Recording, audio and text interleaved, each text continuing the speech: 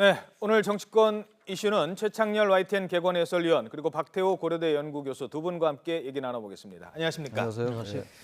자, 이제 뭐 선거 사범에 대해서 공소시효를 이제 지키려면 어제까지 이제 기소를 해야 됐던 거였고요. 공소시효가 만료된 거죠. 네, 만료가 이제 됐습니다. 그래서 여야의 어떤 재판이 이제 시작이 되는데 야당에서 지금 뭐 추미애 대표까지 지금 선거사범 박영선 의원까지 포함이 되면서 강력 반발하는 분위기가 있습니다. 먼저 그 얘기 들어보고 질문 이어가도록 하겠습니다. 야권의 입장입니다. 제1야당의 대표부터 중진 의원들을 무더기로 기소하는 이 명백한 편파성은 어제 오늘 사이에 벌어지지 않았습니다. 이 사건의 본질은 최순실 게이트와 우병우 비리 사건을 덮기 위한 치졸한 정치 공작이자 보복성 야당 탄압이라는 것입니다. 이 모든 과정의 컨트롤 타워가 우병우 청와대 민정수석이라는 정황도 나오고 있습니다. 더불어민주당 추미애 대표까지 선거법 위반으로 기소를 한 것은 이해할 수가 없습니다. 검찰에서 아직도 군사 독재 시대의 양상을 보이고 있습니다. 네, 뭐 더불어민주당은 의원총회까지 열면서 강력 반발하고 있는데 이런 기류 어떻게 해석하십니까? 일단 뭐 제1야당의 대표가 기소된 게 대단히 이례적이긴 합니다. 그리고 이제 그거보다 문제가 되는 게 지금 최경환 의원하고 이제 윤상현 의원 그리고 현기환 전 정무수석 이 이른바 그 공천 개입 논란 때문에 무슨 녹취록이 김성애 전 공개됐었잖아요. 의원 전화. 김성애 전 의원을 이제 출마를 다른 지역으로 해라. 서청원 의원 지역구로 하지 말고 이런 것 때문에. 예. 근데 이 부분에 대해서 검찰이 무혐의 결론을 내렸단 말이죠. 예. 그러니까 이 부분과 지금 현재 야당의 대표와 그리고 야당의 중인들을 기소하는 게 형평에 맞지 않지 않느냐 이런 게 핵심인 것 같아요. 예. 물론 야당 대표니까 이제 저런 뭐 상당히 자극적인 용어를 쓸 수가 있겠는데 그야말로 정치 공작, 보복성 뭐 야당 탄압 이런 건 과거 권위주의 때 많이 듣던 얘기인데 전부 검찰의 기소 자체를 이렇게 뭐 야당 탄압이다 이렇게 막 단정짓기는 어려울 것 같고 예. 뭐 정치적으로 그렇게 공방할 수 있겠죠. 그렇죠. 단지 어쨌든 분명한 거는 야당과 여당의 이제 그 기소된 의원 숫자가 많이 차이가 나요. 그런 부분이 하나 있고, 근데 기소 숫자가 차이 난다고 그렇다고 야당을 탄압했다고 할 근거는 없는 거겠죠. 그러나 어쨌든 야당에서 문제 제기하는 그 이른바 친박 핵심 3인방에 대해서 무혐의 결론 내린 것에 대해서는 왜냐하면 이제 대통령 뜻을 얘기를 했었고 통화할 때 그리고 어떤 뭐 사정기관을 동원할 수 있다라는 그런 취지의 얘기가 이런 것들 때문에 뭔가 어떤 뭐 형평성 문제를 기소권을 무리하게 행사한 게 아니냐 이런 뭐 비판을 제기할 수 있을 것 같긴 합니다. 예. 네. 자, 여기에 대해서 여당 의원들은 또 그렇지 않다 이렇게 맞받아칩니다. 여당 입장도 들어보시죠. 야당이 선거법과 검찰 수사의 성역이라도 된 것인지 덮어놓고 무조건 편파적이라고 생떼를 부리며 막무가내로 법 절차를 부정하는 것은 공당이 취할 태도가 아닙니다. 추미애 대표나 민주당은 반성하기보다는 오로지 정치 공세에 골몰하고 있다는 것입니다. 과연 제1야당의 대표로서 품격 있는 처신인지 묻지 않을 수 없습니다. 자, 여당은 뭐 숫자가 중요한 게 아니냐. 일단 그 드러난 게 있으면 일단 재판 받아보면 될 거 아니냐 이런 입장인 것 같아요. 그렇습니다. 지금 뭐 야당에서 좀 반응이 좀 격합니다. 군사족제 시대, 뭐 야당 탄압, 권력의 신여, 조금 시대하고는 맞지 않는 이야기를 합니다. 물론 숫자를 보니까 뭐 야당이 22명, 새누리당이 11명, 뭐 국민의당 4명, 무소속 2명 뭐 이렇게 상당히 편중돼 있는데 중요한 건 이거 같습니다. 무조건 야당 탄압이라고 하지 말고 본인들이 기소된 뭐 당 대표든 뭐든 성역이 없이 선거법을 위반했으면 한 거예요. 일단 거기에 대해서는 사죄를 먼저 하고 그리고 만약에 새누리당에 100여 명 이상 전체적으로 기소된 의원이 새누리당에 빠져나간 의원이 있다면 조사를 통해 가지고 증거를 가지고 이야기하지. 과거처럼 이렇게 정치몰이 정쟁의 대상으로 크게 이야기한다고 국민들이 그렇게 공감하지 않을 겁니다. 요즘 야당 탄압하는 시대라고 그러면 얼마나 많은 국민들이 공감할지 저는. 그리고 이제 김수남 검찰청장도 그 이야기를 분명히 했잖아요. 이거는 엄격한 기준에 의해서 했고 또 이제 아까 교수님께서 말씀하시는 그 최경환, 윤상현, 현기환 정무수석 부분은 본인이 김성애 의원은 본인이 그 협박으로 느끼지 않았다 이 부분이 있어서 이걸 이렇게 할 수밖에 없었다 이런 이제 취지가 있었기 때문에 이 부분에 대해서 좀 야당 조사를 해보고 김성애 의원이 진짜 그렇게 이야기를 했는지 안 했는지 이게 차분하게 대응을 해야지 무조건 뭐 저 공화한몰이니 이렇게 이야기하면 좀 답답한 면이 있네요. 그럼 그 부분을 좀 얘기를 해보도록 하죠. 새누리당 공천 개입 의혹의 녹취까지 공개가 됐고 또 당시에 뭐 실세라고 하는 최경환, 윤상현 의원, 게다가 현규환 수석까지 들어있는 사건이었기 때문에 관심을 많이 받았습니다. 그런데 무혐의 처분을 받았습니다. 일단 무혐의 처분을 받았다는 가장 근본적인 그 여러 가지 원인 중에 하나는 본인이 그렇게 얘기를 했다고요? 그렇습니다. 왜냐하면 이제 검찰의 판단 기준은 뭐냐면 지역구 변경 요구에 이익 제공 또는 협박 등을 해서 이렇게 특정되는 그런 판단을 할 수 있는 그 피해자 김성애 의원이 그렇게 일단은 본인은 그렇게 협박으로 느끼지 않았다 이렇게 이제 이야기를 하는 거고 또 이제 그 이야기를 하는 녹취 대상의 그 친박 사람들은 친분이 있는 상태에서 인근 지역구에 출마하면 도와주겠다 이건 협박이 아니었다 이제 이 부분인데 사실은 좀 논란이 있습니다 법적 해석인 그리고 이것으로 끝나는 거 아니 일단 양측의 주장이 이러기 때문에 검찰에서도 일단 그렇게 해석을 했다니까 조금 더 이제 김성애 전 의원을 좀 앞으로 누가 만나서 야당에서 한번 인터뷰를 해서 분명하게 좀 해명을 할 필요가 있겠어요. 이런 문제 있는 것 같아요. 지금 뭐 법리적으로는 그 말씀이 맞는데 그 당시 통화 내용을 보면은 대통령 뜻을 많이 언급을 합니다. 그러면 김성애 전 의원으로서는 물론 진술은 협박으로 느끼지 않았다고 합니다만 그 당시 정황으로 볼 때 상당히 협박이나 나중에 굉장한 불이익이 있겠구나라고 느낄 수 있는 정황은 분명히 있는 것 같아요. 예. 그런 부분들이 있음에도 불구하고 무혐의 결론을 내리니까 게다가 야당 의원들의 대표, 중진 대표 다 기소되고 하다 보니까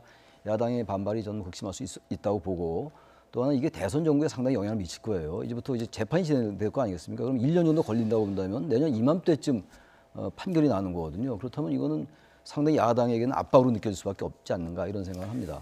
그 일각에서는 이번 기소의 배후로 뭐 우병우 수석을 거론하기도 합니다. 우병우 수석 계속 나오라고 하고 사퇴 압력하니까 사실 검찰의 인사권이라고 하긴 좀 그렇지만 인사 검증을 하는 우병우 수석이 한번 보복성으로 이렇게 한 것 아니냐라는 뭐 그런 주장도 제기되고 있는데 이건 어떻게 생각하세요? 글쎄요, 그 아마 야당의 그런 지도급 인사들이 그런 말씀을 하시는 것 같은데, 근데 중요한 거는 추측이지 이런 뭐 이야기가 있다 추측인데 구체적으로 누가 우병우 수석이 개입했다는 또 역시 정확한 증거는 없잖아요. 추측성이죠. 그래서 만약 이런 증거를 사실로 증명하려면 누가 이렇게 검찰 내부에서 이야기해서 이렇게 이야기한다 이렇게 이야기해야 되는데 이런 소문이 있다. 이 정도에서 머무니까 상당히 안타까운 거죠. 그래서 우병우 민정수석 문제가 지금 예민한 문제라서 국감에서 증인으로 나오느냐 마느냐 또 안 나오면 동행명령을 한다, 고발 등의 조치를 한다. 심지어는 청와대 예산까지 삭감하겠다는 이런 분위기에서 예. 이런 이야기가 나오기 때문에 조금 좀 명확하게 할 필요는 있겠습니다. 예, 알겠습니다.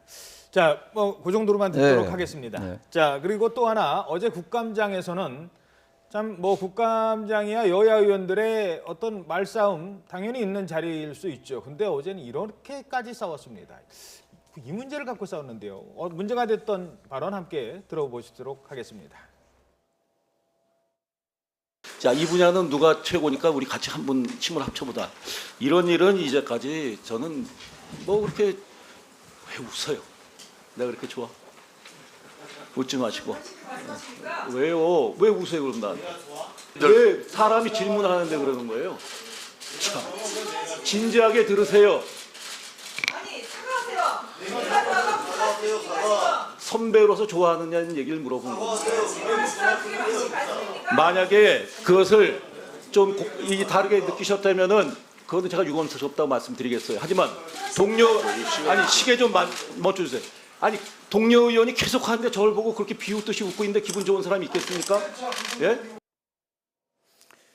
자, 이러면서 또 한정규 의원에게 성희롱 논란, 발언 논란이 지금 일고 있습니다. 일단 어떻게 해석하십니까 지금 저 상황? 지금 방금 보신 것처럼 이제 진지하게 질문을 하고 있는데 뭐 이윤혜 의원이 웃었던 모양이에요. 저는 예. 그 부분은 못 봤는데 지금 보시다시피 내가 그렇게 좋아 이렇게 반말을 쓰잖아요. 예. 그러니까 상대방은 충분히 성희롱으로 느낄만 할 것 같습니다. 아하. 그렇다면 이 부분에 대해서 사과하세요 그랬잖아요. 예. 그러면 사과를 아주 진지하게 했었어야 돼요. 아 진짜 실수했다. 그리고 전제 조건을 달지 말고 사과를 했으면 이윤혜 의원이나 야당이 저렇게 반발하지 않을 텐데 지금 선배로서 좋으냐고 물어본 거 아니냐 이렇게 또 얘기를 했잖아요. 예. 그게 더 화를 돋굴 수가 있죠. 그 얘기 중에 내가 그렇게 좋아하는 반말이 일단 적절치가 않고 뭐 존댓말이라도 뭐 적절치 않은 건 물론입니다만 예.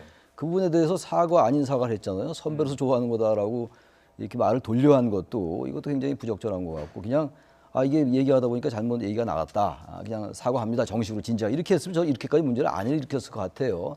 네, 근데 아마 너무 이 부분을 가지고 이제 가뜩이나 요새 국감에서 밝혀지는 것도 없고 계속 이런데 이게 국민들의 또 피곤감을 줄 것 같아요. 그래서 서로 이제 진지하게 사과하고 뭐 제소하게 되면 하겠습니다만 이것도 뭐 덮고 이렇게 넘어가야 될 것 같아요. 예. 근데 윤은혜 의원은 지금 그 국회 윤리위에 이제 제소를 하겠다 이런 얘기 입장을 밝혔고요. 한성규 의원은 지난번에도 그 왜 경찰관 멱살을 잡아서 문제가 돼서 지금 조사를 받고 있지 않습니까? 그런 상황이 또 터졌어요. 그래서 말입니다. 좀 두 번이나. 좀 윤리적으로 좀 국회의원들이 조심을 해야죠. 그리고 여기도 좀 뭐 이제 우리 한국 정치 문화라든지 정서가 아직까지 이렇게 선진화되지 못하고 사적인 감정이 흐르는데 뭐 학교 선후배지가야 이러면 안 되지 않습니까? 여기서 제가 알기로는 차은택 증인 채택 문제 가지고 이제 이야기를 하다가 아니 문화예술계에서는 프로젝트 이런 거 할 때 인적 네트워크를 가지고 주로 이렇게 그렇게 중심으로 이루어진다 이야기를 하니까 이제 야당 의원들이 실수를 이렇게 앞에서 보이니까 좀 화도 났고 했겠지만 그렇다고 이렇게 우리 저 사담하는 이야기를 하는 건 좀 부적절했다고 생각합니다. 예, 알겠습니다. 이게 뭐 성희롱인지 아닌지는 앞으로 또 조사하고 뭐 이렇게 해야 알 것 같습니다. 하지만 적절한 발언은 당연히 아니겠죠. 이런 소식은 좀 안 들었으면 좋겠습니다. 자, 그런데 그런 어제 그 국감에서 교문위 국감에서 이른바 문화예술계 블랙리스트 논란도 뜨거웠습니다. 도종환 의원의 발언에 조윤선 장관이 답변을 했는데요. 저희들이 그래픽으로 준비를 했습니다. 함께 보시죠. 자, 도종환 의원이 이렇게 주장을 합니다. 배우 송강호, 김혜수 등을 포함해서 무려 9천여 명의 블랙리스트 건이 있다고 하던데 라고 하면서 야당 의원을 지지하거나 세월호 관련 의견을 피력한 예술 인물이라고 하더라. 맞냐라고 하니까 조윤선 장관이 이렇게 얘기했습니다. 블랙리스트 없다고 보고받았습니다. 없으면 없습니다라고 해야 되는데 없다고 보고받았습니다. 약간 좀 답변에 어떤 좀 뉘앙스가 좀 잘못 오해의 소지를 남길 수 있는 있을 것 것 같아요. 같아요. 지금 언론에는 블랙리스트 명단들이 막 이제 보도가 되고 있지 않습니까? 예. 그리고 또 뭐 여기저기에서 사실상 불이익을 받았다라는 이 증언 아닌 증언들이 이제 이어지고 있는 상황이거든요. 예. 이야말로 이것이 사실이라면 보통 문제가 아닌 거죠. 이 블랙리스트라는 게 권위주의 정권에서도 찾기 어려운 이런 상황인데, 근데 지금 장관의 답변이 조윤선 장관의 답변이 너무 애매합니다. 블랙리스트 없습니다 얘기를 해야지 이제 그렇게 얘기를 해도 야당 의원들이 이제 질타하고 비판하고 계속 추궁을 할 텐데. 없다던데요? 없다고 보고받았다. 이런, 없다던데 이런 네. 느낌이 들잖아요. 이런 건 장관으로서 대단히 무책임하다. 이건 분명한 입장을 밝히고 아직 조사를 다 못 해봤다. 조사를 한 다음에 답변을 따로 드리겠다라고 하든지 이게 차라리 신뢰가 갈 텐데 블랙리스트 없다고 보고받았다. 그야말로 남의 일처럼 얘기하잖아요. 방관자적인 자세로 이런 것들은 대단히 물론 이제 없다는 취지였 있는데 이게 없다고 확신을 못한다는 느낌으로 받을 수가 있잖아요. 예. 어떻게 뉘앙스가. 보십니까?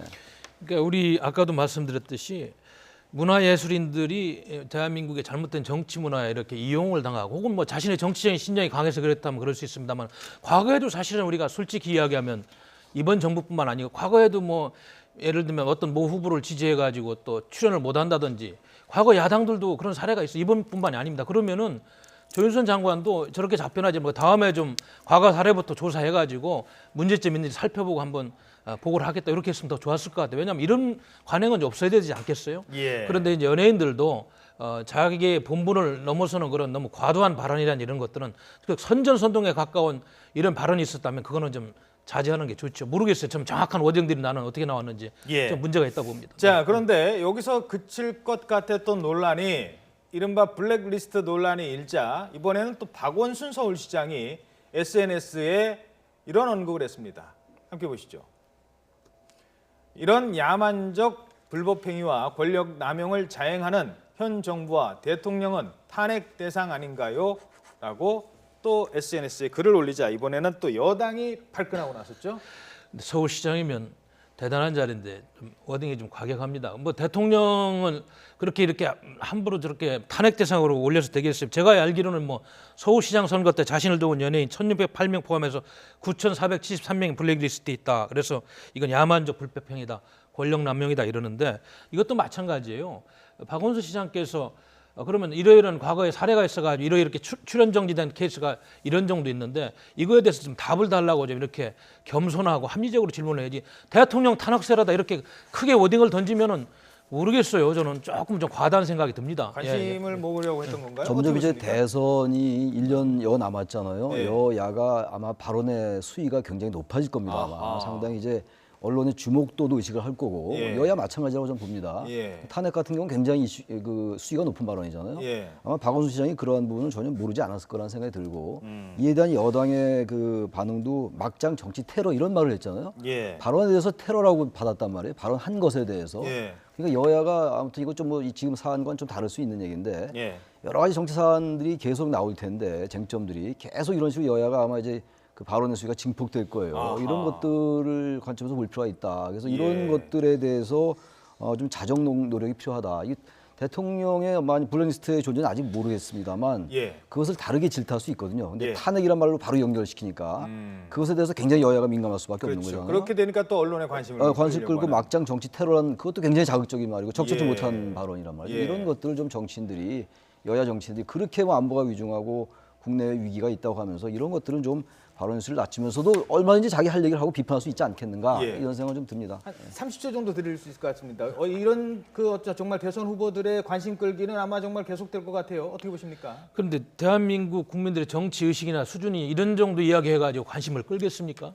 저는 이제 이런 정치 문화는 좀 없어져야 된다. 우리 국민들은 지금 대통령 후보들이 보는 것보다 의식 수준이라든지 그 현상을 보는 눈이 더 커졌어요. 그래서 이러면 오히려 마이너스가 됩니다. 박원순 서울시장은 오히려 자기 자신의 직분을 더 충실하고 지금 본인에 대해서 하는 이야기들을 적극적으로 좀 더 홍보하고 그런 게 낫지 남을 탓하고 이런 것보다는 그런 것이 좀 좋을 것 같습니다. 자, 이제 뭐 슬슬 내년 올해 말 그리고 내년 초 되면 이제 대선 후보들이 서서히 언론에 나타날 텐데요. 이런 식으로 뭐 이런 식은 아닙니다. 요거는 어떻게 해석할지 모르겠습니다. 앞으로 혹시라도 정말 막말하고 이런저런 얘기를 해서 관심을 끌어내는 후보는 좀 없었으면 좋겠습니다. 물론 저 미국에는 뭐 라커룸에서 얘기한 거다라고 하면서 탈의실까지 왔다 갔다 하는 후보도 있습니다만 그런 신드롬은 나서지 않았으면 하는 바람입니다. 네, 지금까지 두 해설위원과 함께 얘기 나눠봤습니다. 고맙습니다. 감사합니다.